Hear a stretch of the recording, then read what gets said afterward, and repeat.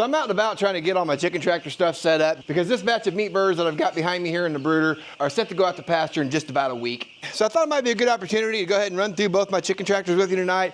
I've had several comments over the last few months asking me to go over my larger chicken tractor and exactly how I built that thing. So this video is going to kind of go over the chicken tractor I originally started with and I'm still using to this day. And then I'll go over the bigger one that I built a few years back as well and kind of show you how I've evolved over the last 5 years of raising meatbirds. So I just got done doing my chores for the evening here. So this is a batch of meatbirds that are going to be going out in a week. They're right at the 2-week-old mark now. And I've got videos already of how I set this brooder up. So any video that I mention here in this video, I'll go ahead and make sure I link in the description so you guys can go back and watch those if you're interested, to hopefully kind of keep this video a little bit shorter. Let's go ahead and run out to the small chicken tractor here real quick. I'll show you what I've got on that. I'm fairly certain this is going to be a design you guys are all familiar with because this thing's all over the internet and it's been widely used amongst a lot of other homesteads and other farms over the years. So here's my small chicken tractor that I've got. So this is a Johnson Scovich style chicken tractor that a lot of you are probably used to and seen over the years. Now Johnson Scovich does have plans available for this thing if you decided you want to purchase those and build this thing yourself. And that's where a lot of us get our start, is with designs that are already like this, just to kind of take the guesswork out of it and go with the design that's already proven and works really well. So I raised my first batch of meatbirds in this thing 5 years ago.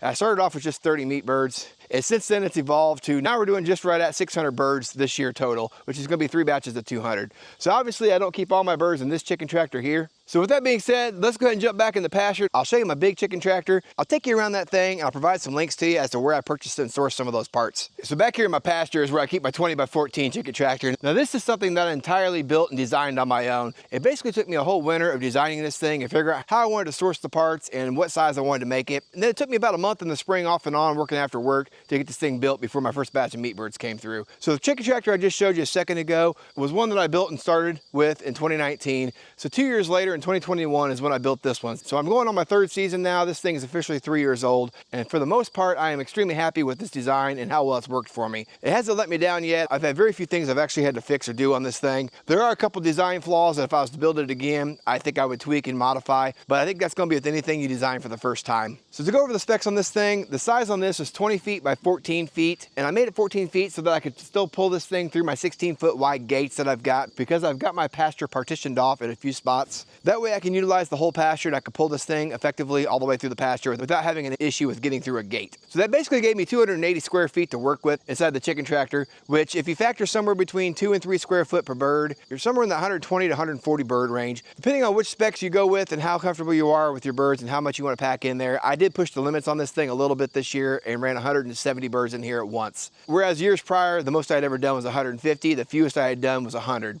I will say at 100 birds, I definitely felt like I could fit more in there. They had more than enough space to get by. Whereas the only thing I noticed when I ran 175 birds in there was that I needed to keep this thing moved every day. There was no skipping a day. As long as you have enough feeders and waters inside of this chicken tractor, then you should have no issues with pressure in terms of the chickens fighting over feed or water. Now over the last several years, I've worked on different ways to make this thing more efficient for me so that it's less work for me. The biggest thing was this year I added an automatic water system to this thing, which I do have a video already created for, so I'll make sure I link that in the description as well, so you guys can go back and watch that if you're interested in seeing how that works. But before that automatic water, I was toting somewhere between 50 and 60 gallons of water out here every single day to keep water to these birds, which was a huge time suck. And in all honesty, it really was getting to a point where I was kind of dreading bringing the water out here every day. So the automatic water has been huge. When it comes to the feed, I usually just drag a bag or 2 out here with me. We use the tractor to move this thing every day anyways. So I just throw a couple of bags of feed in the bucket. I can go in here and have the feeding done and have this whole tractor moved within a matter of 10 or 15 minutes every day. So basically in the morning, doing all my chores, including all my other animals,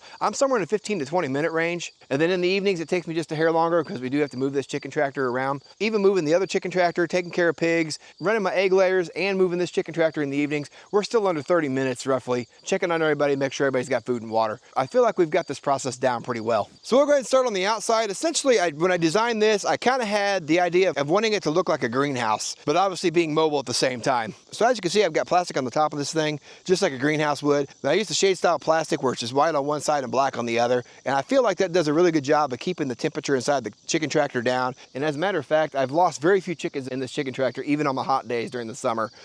So I feel like this does a really good job of keeping the temperatures down on the inside. And as you can see on the sides here, my intention was to have roll-up sides, which can be done still, although the execution and how I did this is probably a little flawed, and that's something I am going to go back and try to fix later on just to get better airflow across the chicken tractor on the inside. Essentially, to hold this plastic down, I just used the wiggle wire and wiggle wire channels that you can get from any greenhouse supply store to hold that plastic down. And then the other side here looks just like the front side you've already seen. I've got doors on both sides, and then I run basically D-rings on the bottom here. So I've got a chain I hook up to this thing, and that's how we pull this thing forward with the tractor. Let's go ahead and go inside the chicken tractor now, and I'll show you the construction and how this thing was built. So the hardest part for me when I was trying to decide how I wanted to build this thing was what parts to use and what was going to make it the easiest for me when it came to designing this thing and getting all the angles right. That was when I came across a company named Colorado Metal Works, and Shane is the owner of that company, and he was instrumental in helping me get this set up, and I used all of his fittings, which I'll show you here. All of your posts you see here are chain link fence. So the skinnier posts that you see like on the roof sections are top rail, and then the vertical sections across the bottom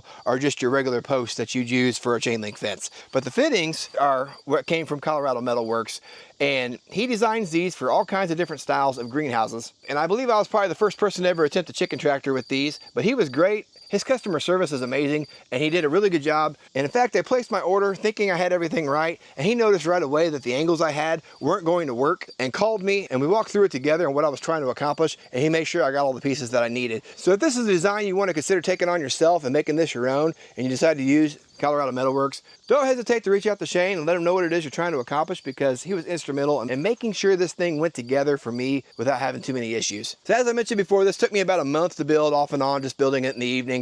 Everything went together extremely smooth. The only oversight I really feel like I had was on these doors. So if you see here, when you try to push this door open, it only opens that far. You have to push the doors in to get in and out of this thing, which isn't a big deal because this door will open right at 90 degrees. However, if I was going to build this again, that would be the one thing I put a little more thought into, to try to figure out how to make that door swing both ways and get a little more articulation out of the hinges as well. Now, the one thing we haven't talked about was how this thing moves, and the frame was the one thing I wanted to make sure I had built in a way that it was never going to go bad on me. So we decided to go with 2x3 skids for the bottom, and this would be easier to see from the outside here. So if you see on the outside rails, we used 2x3 steel. I actually had a guy that was making feeders for me for a while there, and I went ahead and hired him to have him make this frame for me. Although if you have any welding experience at all, you could very easily pick this stuff from a scrapyard or a metal supply shop somewhere in your area and build this yourself. But I had him design this in a way that it was on 2x3 skids with the fronts angled up like you see there, and then 2x2s across these sections here. And it's designed in a way that this thing is all bolted together. So if I ever have to tear this thing down and move it from one property to the next, while it would still be a little bit tedious to have to take this whole thing apart, the frame itself does not have to be cut apart. It'll simply unbolt, and I can put that back together when I get to the new property. Now it comes to the uprights on the inside here. Like you see, I did have him weld a rod in each location here, knowing that when I come home, I was going to put my fence post over the top of that and bolt it to itself. And that was one of the single best ideas I had on this chicken tractor, was having him weld those in.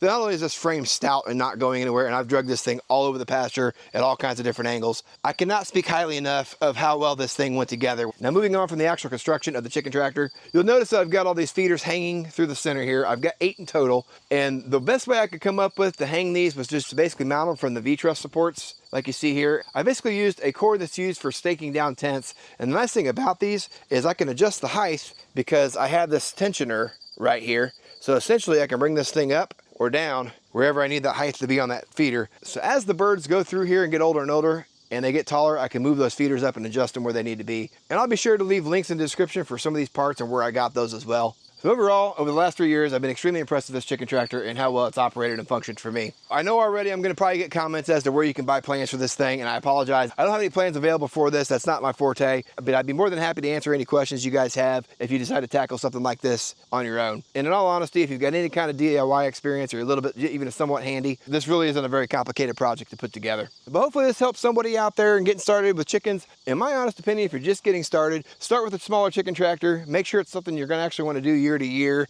Don't invest the money into something bigger like this until you know for sure this is a process you want to do. But for me, after doing the smaller chicken tractor for a couple years, I knew I wasn't going to want to keep doing that year after year and having to add more and more of those to where I was going to move 5 or 10 of those every single day. I wanted to be able to have one chicken tractor and move it all at once, and I wanted to be able to utilize the tractor that I've got here on the farm to be able to move this with, and that's made my life so much easier over the years. But hopefully there was a little bit of information in this video for you guys that'll help you along your way and come up with some of your own ideas. As always, if you have any questions or suggestions, feel free to leave those down in the comments. That's all I've got for you in this quick little video tonight, guys. I appreciate you taking the time to watch, and we will catch you on the next one. Peace.